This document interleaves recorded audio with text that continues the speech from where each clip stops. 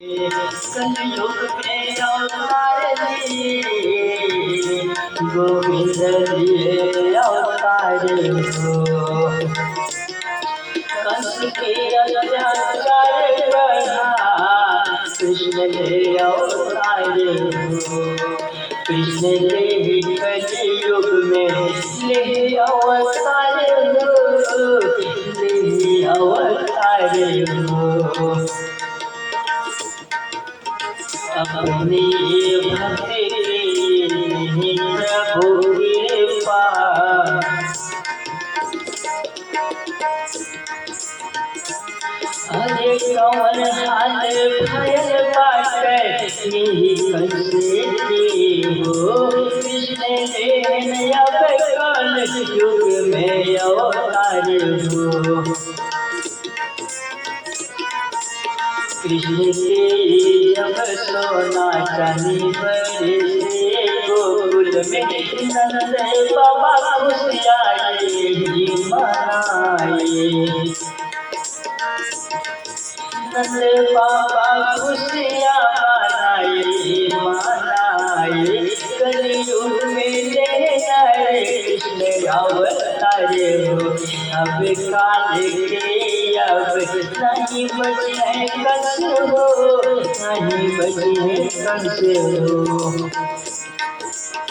कंस की पढ़ा जब अत्याचार हो कृष्ण लेन कलयुग में अवतार हो, लेन अवतार हो। कलयुग में कृष्ण लेन अवतार हो, लेन अवतार हो। कृष्ण लेन कलयुग में अवतार हो, लेन अवतार हो। कंस की अब नाई कब बची है संसार में कृष्ण हो। अब काल के अब होई अंधकार मिट जाए धरती से कृष्ण के अवतार हो, कृष्ण के अवतार हो। गोकुल में हलन कृष्ण अवतार हो, कृष्ण अवतार हो। कलयुग में हलन कृष्ण अवतार हो, कृष्ण अवतार हो। बोलो राधे राधे, जय श्री कृष्णा। बोलो कृष्ण कन्हैया लाल की जय, बाकी बिहारी लाल की जय। बोलो राधे राधे, जय। हे वासुदेवाय, हरे परमात्माय, काले साय नासाय श्री गोविंदाय नमो नमः। भक्तों, इस मंत्र को बार बार जाप करने से इंसान के मन की बहुत शांति मिलती है। भक्तों बोलो राधे राधे, जय श्री कृष्णा। श्री कृष्ण भगवान का जन्म की कथा मैं आप लोगों को बताने जा रहा हूँ। भक्तों आप लोग प्यार से सुनिए। जब श्री कृष्ण भगवान कंस और जरासंध दोनों बहुत अत्याचार कर रहे थे, इतना अत्याचार करने लगे तो सारे देवता परेशान हो जाते हैं।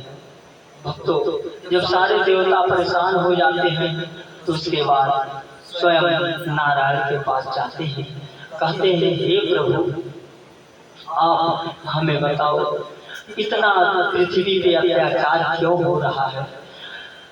कंस बहुत अत्याचार कर रहा है, लोगों को परेशान कर रहा है, जीने नहीं दे रहा है। तो प्रभु श्री विष्णु भगवान प्यार से बोलते हैं कि तुम लोग परेशान मत हो। जब जिसके अंदर ज्यादा अत्याचार हो जाता है उसका जीवन विनाशकारी होते है, वो विनाश पे जा रहा है, उसको अत्याचार करने दो। उसके बाद जब ज्यादा अत्याचार बढ़ने लगता है, बहुत परेशान हो जाता है, सब स्वयं नारायण जन्म लेते हैं।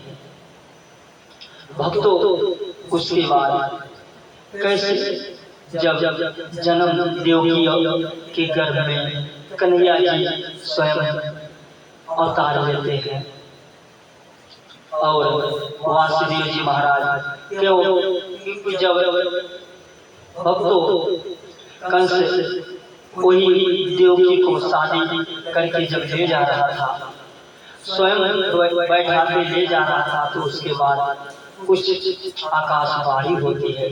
तो कहते हैं आकाशवाणी से कि अरे कंस, जिस बहन के तुम बैठा के ले जा रहा है ना, वही 8वां पुत्र तुम्हारा काल बनेगा। और कंस और परेशान हो जाता है और देवकी को तलवार निकालता है। तलवार निकालने के मारने के लिए कहता है। उसके बाद वासुदेव जी महाराज हाथ जोड़ने लगते हैं। अरे तुम्हें हो सकता है तुम्हारी खुशी देख के कुछ देवता लोग झूठ बोले हैं, क्यों तुम परेशान हो रही है। उसके बाद जब कंस शांत होता है, होने के बाद वापस अपने घर आता है और ले जाके देवकी और वासुदेव के कारागार में बंद करवा देता है। भक्तों, यही जब जिसका विनाश होता है, विनाशकारी विपरीत बुद्धि, विनाशकारी विपरीत बुद्धि। इसीलिए मन को ज्यादा ना प्रबल करो, मन जैसा करोगे वैसा करेगा। भक्तों, बोल दो राधे राधे, जय श्री कृष्ण। बोल दो ना कृष्ण कन्हैया लाल की जय। उसके बाद भक्तों जब कृष्ण उसके बाद बंद कर देता है, उसके बाद में एक लड़की का जन्म होता है। जब लड़की का जन्म होता है, स्वयं नारद जी आते हैं, कहते हैं अरे ये तो लड़की, इसका क्या है। वो नारद जी समझाते हैं, अरे हो सकता है इसका पुत्र भी तुम्हारा काल बने। उसके बाद वो तो इतना बड़ा पापी कि लड़की को नहीं छोड़ता है। ऐसे करते करते 7 पुत्र को मार देता है, इतना पाप करने लगता है। उसके बाद स्वयं श्री कृष्ण भगवान जब जन्म लेते हैं, जन्म लेने के बाद रात में इतनी अंधेरी रात होती है, 12 बजे रात को कन्हैया जन्म लेता है। 12 बजे जब कन्हैया जन्म लेता है, उसके बाद वही भक्तों कन्हैया स्वयं रात में वासुदेव जी महाराज उनको उठाते हैं, एक टोकरी में लेके जाने लगते हैं। और रात्रि में सारे सबका जो जंजीर से बांधा हुआ था, सब जंजीर खुल गई। उसके बाद जब जमुना में हटते हैं, तो जमुना माता श्री कृष्ण कन्हैया के दर्शन करने के लिए स्वयं उभर जाती हैं। उसके बाद फिर कन्हैया समझता है कि अगर मैं इनको दर्शन नहीं दूंगा, हो सकते हैं पिताजी डूब जाए। तो उसके बाद स्वयं कन्हैया अपने पाँव को बढ़ाते हैं, और जब माँ दर्शन पा जाती हैं तो सूख जाती हैं। उसके बाद उस पार लाते हैं नंद बाबा के यहाँ। रात अंधेरी रात रहती है। उसके बाद श्री कृष्ण भगवान को उनके घर में रखते हैं और कन्या जन्म ली होती है, और कन्या के लेके वापस आ जाते हैं। फिर जंजीर बन जाती है। सुबह पता चलता है कन्या का जन्म हुआ है। उसने सोचता है तो कन्या क्यों मारूं। बाद में जब नारद मुनि उन्हें समझाते हैं, फिर जाता है, मानता नहीं, और इतना बड़ा दुष्ट कंस उस कन्या को पकड़ लेता है और टांग पकड़ के फेंक देता है। उसके बाद वो माता, वही माँ बाद में उठती है, बोलती है, अरे कंस दुष्ट, अरे तुझे मारने वाला जन्म ले चुका है, तुझे मारने वाला गोकुल में जन्म ले चुका है, अब तुम कुछ नहीं कर सकते। वही माँ दुर्गा है, वही माँ दुर्गा जो माँ दुर्गा के रूप में आज जानी जाती है। भक्तों, वैष्णो माता वही है जिसे कंस ने फेंका था। भक्तों, उसके बाद कंस का अत्याचार बढ़ता गया। उसके बाद कृष्ण जब गोकुल में रहते थे, तो कृष्ण को भी पता लगाने के लिए इसने बड़ी उपाय बनाया। अरे कंस क्या इतना अत्याचार करके क्या करेगा, अब तो इसका अंत आने वाला है। स्वयं कन्हैया जन्म ले चुके हैं। बोलो श्री कृष्ण कन्हैया लाल की जय, बाकी बिहारी लाल की जय। भक्तों, श्री कृष्ण जब जन्म ले गया, उसके बाद इन्होंने एक एक राजनीति रखता है, एक एक राजदूतों को भेजता है, पता लगाओ कहाँ पे है, किस जगह जन्म लिया है, और ये पता लगाता है। वही पूतना पूतना को भी देता है या क्या? पूतना आती है, हाँ बोलो कंस क्या बात है, तुम्हारे लिए तो मैं कुछ भी कर सकता हूँ। पूतना को कहता है, आज्ञा देता है कि तुम जाओ पता करो किस घर में गोकुल में जन्म लिया है मेरे मारने वाला मेरा दुश्मन। उसके बाद पूतना जाती है एक सुंदर रूप बना के। जब जब गोकुल में पहुंचती है तो भक्तों उसके बाद नंद बाबा के यहाँ बहुत गाने बजाने खुशियाँ चलती है। उसके बाद इसमें पहुँचते पहुँचते पहुँच जाती है।